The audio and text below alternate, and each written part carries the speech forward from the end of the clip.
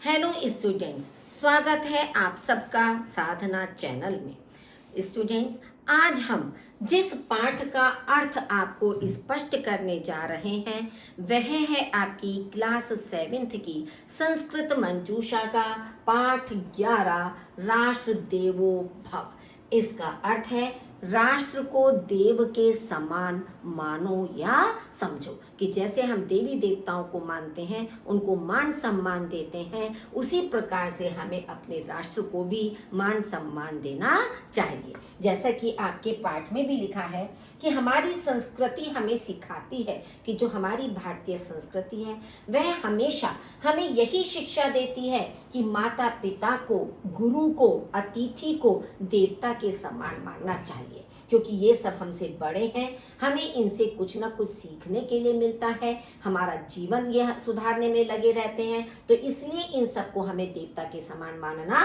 चाहिए। हमें भारतीय होने का गर्व है। पाठ का शीर्षक राष्ट्र देवो भव, अर्थात देश को, राष्ट्र को देवता के समान समझो। परस्पर स्नेह व सहयोग से, देश प्रेम की भावना से अपने कर्तव्यों का पालन कर देश को विकास और उन्नति के मार्ग पर ले जाना प्रत्येक भारतीय का कर्तव्य है। देखिए, एक व्यक्ति के प्रयास से कभी भी देश विकसित नहीं हो सकता, देश का उत्थान नहीं हो सकता। मनुष्य से परिवार बनता है, परिवार से समाज बनता है, समाज से देश बनता है। तो समाज के प्रत्येक व्यक्ति का कर्तव्य होता है कि वह अपने देश को आगे की ओर ले जाने में अपने कर्तव्यों का निर्वाह करे, पूर्ण निष्ठा के साथ अपना कार्य करता रहे, सहयोग की भावना से करता रहे, तभी वह अपने देश को प्रगति के मार्ग पर ले जा सकता है। अब इसमें कुछ आपके श्लोक दिए हुए हैं जिसमें इसी तरह की नीति विषयक बातें आपको बताई गई हैं कि किस तरह से देशभक्ति की भावना मनुष्य के अंदर होनी चाहिए। उसे देश के प्रत्येक व्यक्ति के साथ उसके जो धार्मिक ग्रंथ हैं, धार्मिक स्थान हैं, उनके प्रति कैसे अपनी आस्था और श्रद्धा रखनी चाहिए, ये बातें ही इन श्लोकों के अंदर बताई गई हैं।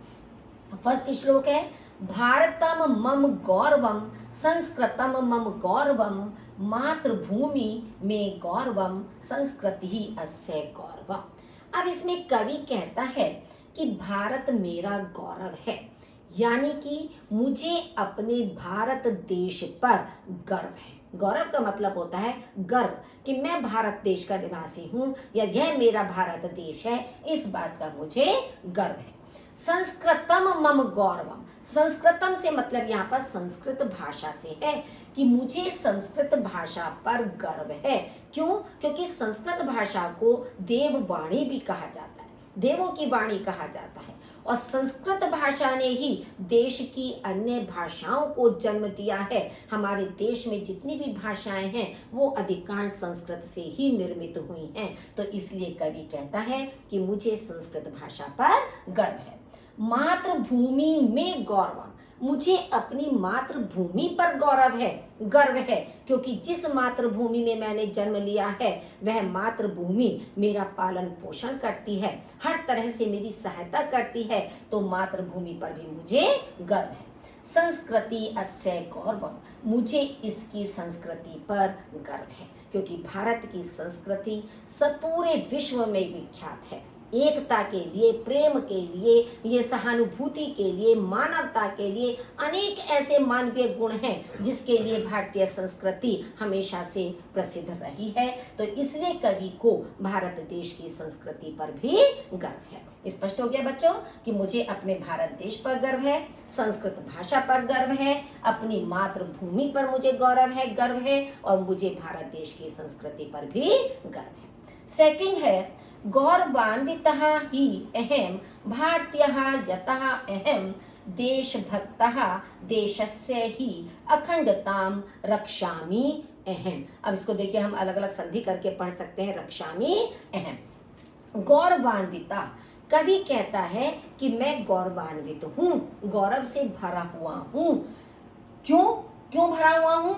क्योंकि मैं भारतीय हूँ। यतः माने क्योंकि, अहम माने मैं, भारतीय माने भारतीय, क्योंकि मैं भारतीय हूँ, मैं भारत देश में रहने वाला वासी हूँ, इसलिए मैं अपने को गौरवान्वित महसूस करता हूँ। देशभक्तः देशस्य हि, मैं इस देश का भक्त हूँ, देश की भक्ति करने वाला देशभक्त हूँ और इस देश की रक्षा मैं करता हूँ कि इस देश की अखंडता पर मैं कभी कोई आंच नहीं आने दूंगा, इस देश की मान मर्यादा पर मैं कभी कोई विपत्ति या कोई आंच आने नहीं दूंगा, तो इसलिए मैं इसकी अखंडता की रक्षा करता हूँ।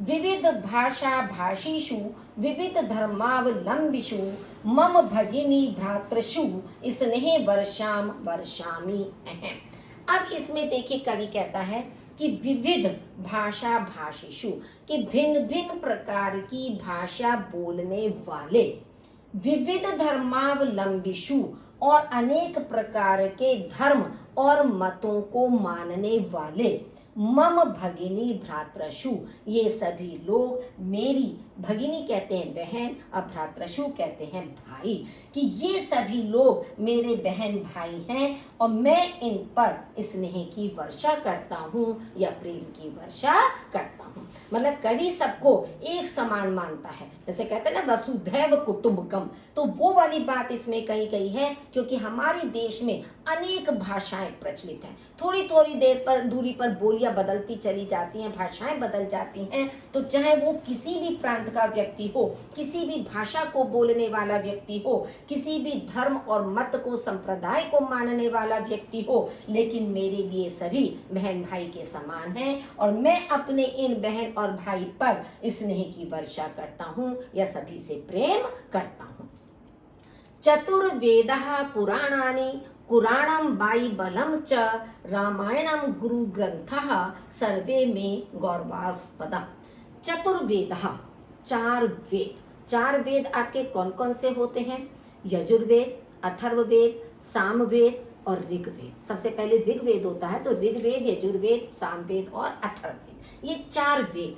पुराणानि, समस्त पुराण, कुराणा माने कुरान, बाइबलम बाइबल, रामायण और गुरु ग्रंथ साहिब, ये सभी ग्रंथ मेरे लिए गौरव के पात्र हैं या गौरव के स्थान हैं। इन सब ग्रंथों के प्रति मैं अपनी आस्था और श्रद्धा रखता हूँ। देखिए ये सब अलग अलग हैं, कि मान लीजिए ये हिंदू लोगों के हैं, चार वेद हैं, पुराण हैं, रामायण आदि हैं।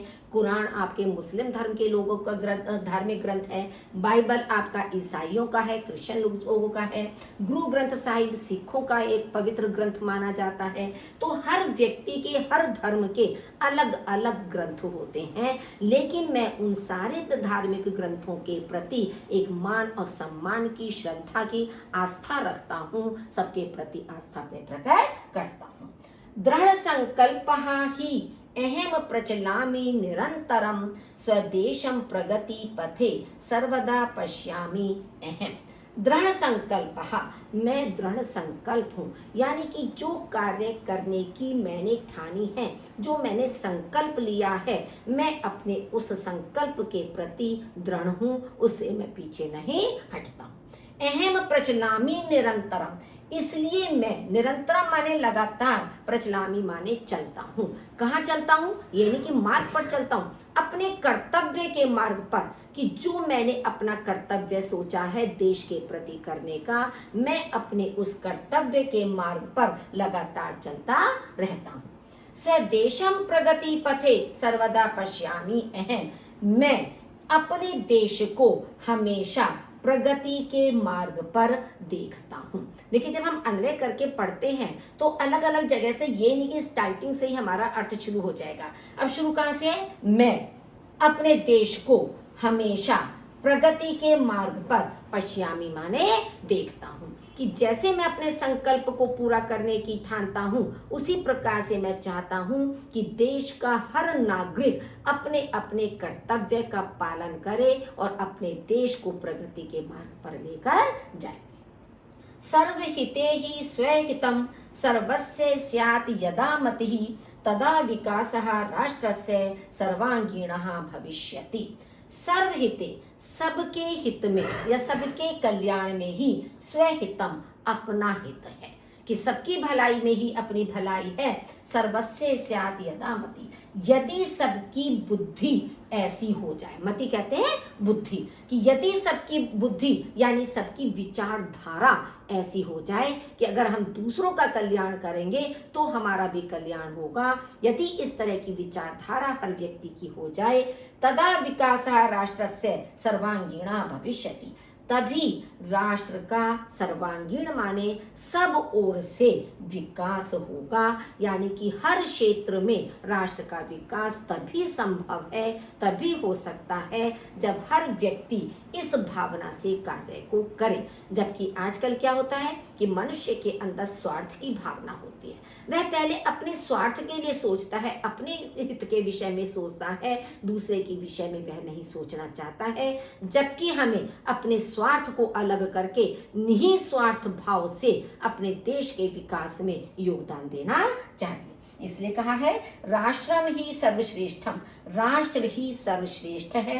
राष्ट्रहितम सर्वदा ध्येयम, राष्ट्रहित हमेशा करना चाहिए, हमेशा राष्ट्र के हित में ही कार्य करना चाहिए। तो इस तरह से स्टूडेंट्स आपको ये 6 श्लोक आपके इस पाठ में दिए गए थे देश से संबंधित, तो ये आपको स्पष्ट हो गए होंगे। और मैं चाहती हूँ कि आपके अंदर भी देशभक्ति की भावना होनी चाहिए, अपने देश और राष्ट्र के प्रति कर्तव्य होना चाहिए कि हर क्षेत्र में अपने राष्ट्र को किस तरह से हम सर्वोपरि रख सकें, किस तरह से उसके विकास में अपना योगदान दे सकें, और मानवता की भावना भी आपके अंदर निहित होनी चाहिए।